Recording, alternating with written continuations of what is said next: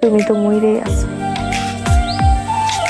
প্রিয় দর্শক, আজকের এই ভিডিওতে আমরা মুশফিকার ফারহানের 5টি সেরা নাটক সম্পর্কে জানব, যে নাটকগুলো এবার কোরবানির ঈদে ব্যাপক প্রশংসা অর্জন করেছে। সো ভিউয়ার্স, আপনি যদি একজন ফারহানিয়ান হয়ে থাকেন, অবশ্যই চ্যানেলটিকে সাবস্ক্রাইব করে ভিডিওটি শেয়ার করে দিবেন। যে পাখি ঘর বোঝে না। এই নাটকে মুশফিকার ফারহান এবং তানিয়া বৃষ্টির অভিনয় ছিল দুর্দান্ত। প্রবাসী ভাইদের জীবনের গল্প খুব সুন্দর করে ফুটিয়ে তোলা হয়েছে এই নাটকটিতে। আশা করি নাটকটি আপনার ভীষণ ভালো লাগবে। হৃদয় কাঁপানো এই নাটকটি পরিচালনা করেছেন প্রীতি দত্ত। আপনারা নাটকটি দেখতে পারবেন RTV ড্রামা ইউটিউব চ্যানেলে।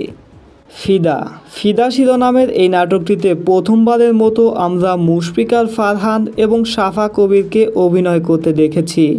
এই নাটকটির গল্প খুব সহজ সাবলীল এবং রোমান্টিক ছিল। প্রেমে পরিবারের বাধা এবং বাধা জয় করে ভালোবাসার মানুষটিকে আপন করে নেওয়ার বিষয়টি খুব সুন্দর করে ফুটিয়ে তোলা হয়েছে এই নাটকটিতে। নাটকটি পরিচালনা করেছেন রুবেল আনুশ এবং আপনারা এই নাটকটি দেখতে পারবেন CMB ইউটিউব চ্যানেলে।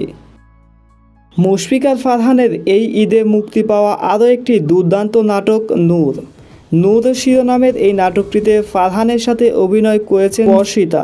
এই নাটকটিতে মুশফিকার ফারহানকে আমরা একটি ভিন্ন লুকে দেখতে পেয়েছি।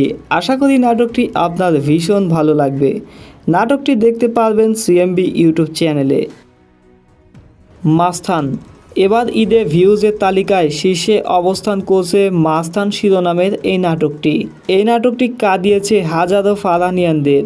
একটি পশুর সাথে একজন মানুষের কত বন্ধুত্বপূর্ণ একটা সম্পর্ক তৈরি হতে পারে তা এই নাটকটি দেখলে আপনারা বুঝতে পারবেন। ভিউয়ার্স, এই নাটকটি আপনারা দেখতে পারবেন CMB ইউটিউব চ্যানেলে। এরপরে থাকছে ডিয়ার বস শিরোনামের এই নাটকটিতে মুশফিকার ফারহান এবং সামিরা খান মাহির কেমিস্ট্রি ছিল দুর্দান্ত। নাটকটি অনেক রোমান্টিক একটি নাটক। আপনারা যারা দেখেননি তারা অবশ্যই দেখে নেবেন। নাটকটি প্রকাশিত হয়েছে বিন্দু ভীষণ ইউটিউব চ্যানেলে।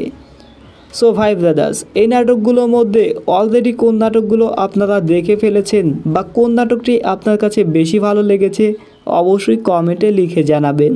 আর আপনি যদি একজন ফারহানিয়ান হয়ে থাকেন চ্যানেলটিকে সাবস্ক্রাইব করে ফেলবেন। ধন্যবাদ।